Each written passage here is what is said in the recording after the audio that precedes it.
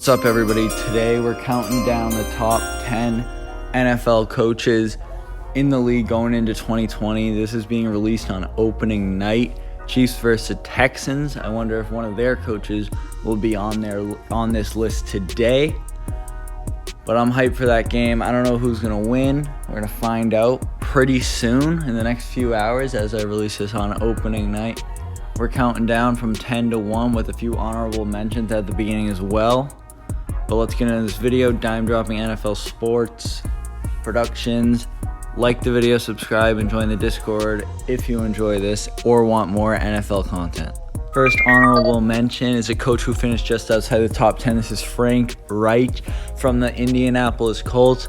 Obviously, that place has a good roster, but it's been kind of crazy with the Andrew Luck situation, all his injuries, his sudden retirement, and the emergence of Jacoby Brissett and having to extend him. Before he was a head coach, he was an offensive coordinator for multiple teams, including the Eagles, where he won the Super Bowl over the Patriots, of course, where they scored 40-something points against the Patriots defense led by Bill Belichick. So that's impressive in its own right. But as a head coach, he's looked promising just by leading his team without Andrew Luck, with Andrew Luck injured, all that. It's just impressive for him to be able to do that, so that's why he's our first honorable mention. I think he might fling the Colts into a contending position again this year with Phillip Rivers, who I'm not a big fan of, but with a good coach, anything can happen. We've seen it with Bill Belichick leading subpar teams. Obviously, he had Tom Brady, though, which is different, but as you see with some teams, even if they don't have a great roster, they can get it done if they have one of the top coaches in the league, which I believe Frank can be in the future.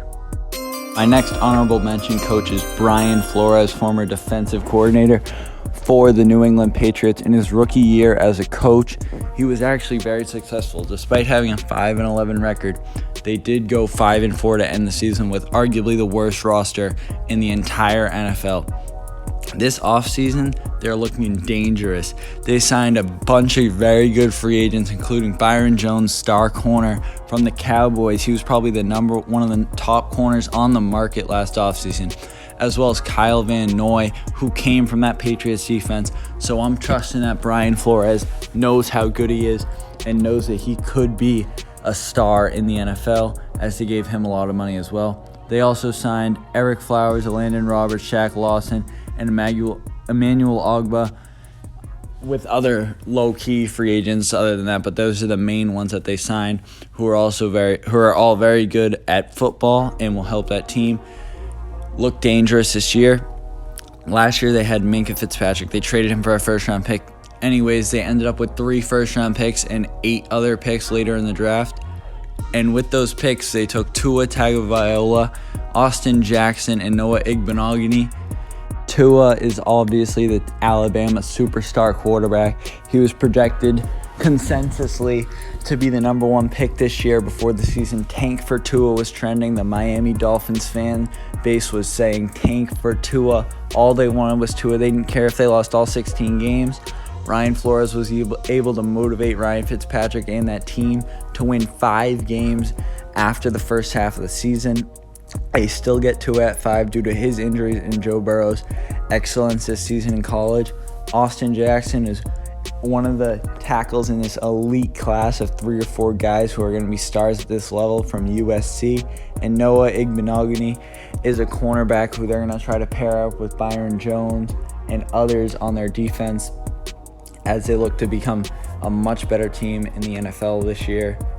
Obviously, 5-11 isn't good, but when you look at it from the 5-4 to end the year with one of the worst rosters in the league, and then add in all the free agents they just signed, you can tell the Dolphins are going to be very good under Brian Flores, and I think they could be the number 1 team in the AFC East in a few years. Probably not this year because of Tua's health, but after that, I think they could surprise everybody and take that division by the throat.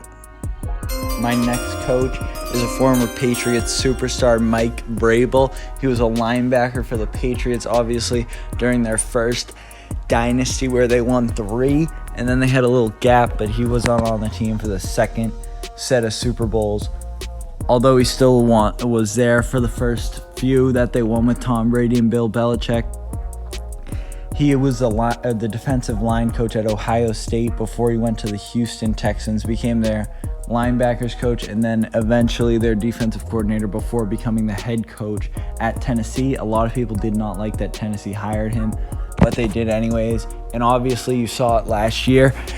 He had the chimichangas to go after Ryan Tannehill and bench Marcus Mariota last year, and that took him all the way to the AFC Championship behind Derrick Henry's brute force and leadership throughout the season.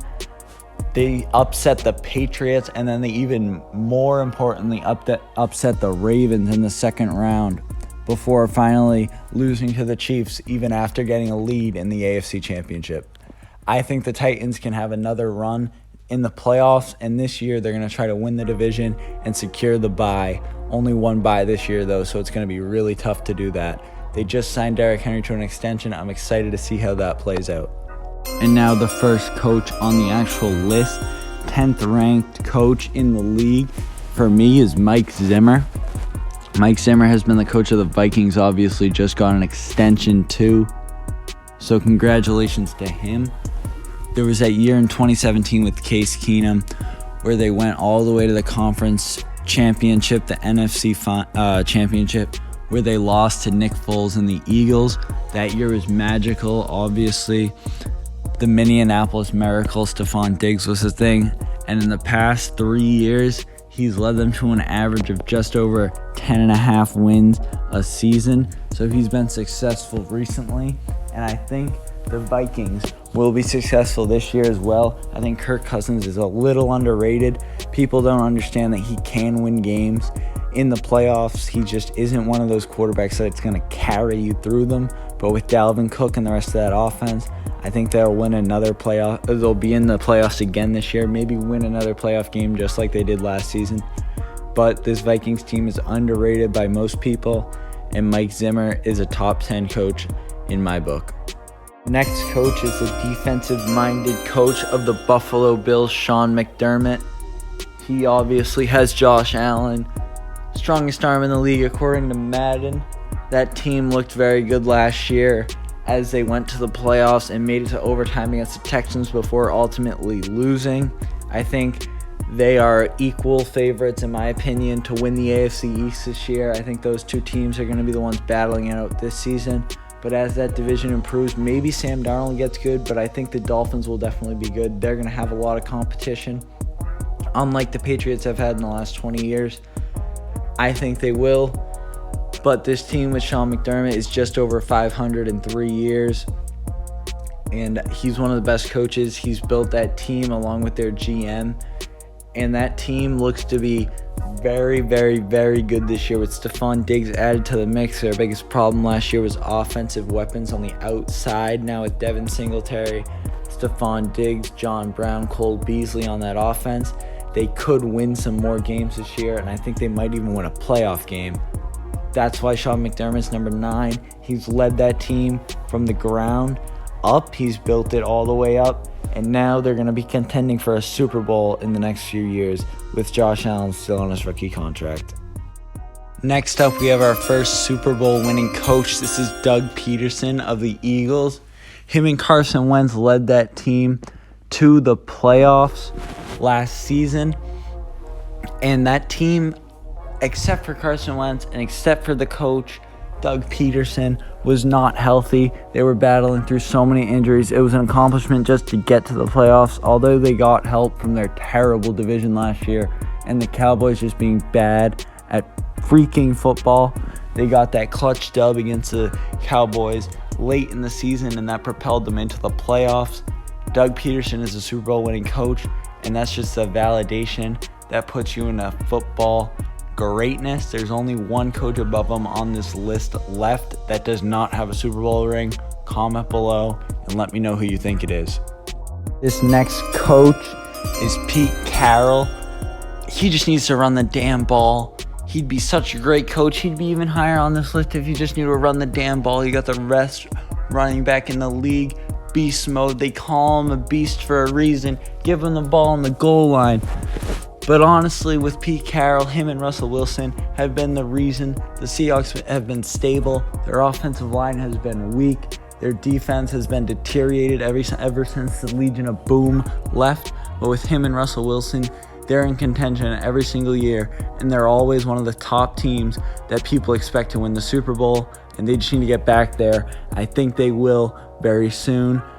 Russell Wilson's only 31. Pete Carroll's getting up there, but them two are going to go out in the sunset together. I think they'll win at least one more Super Bowl during their careers. Seahawks fans should be happy to have them.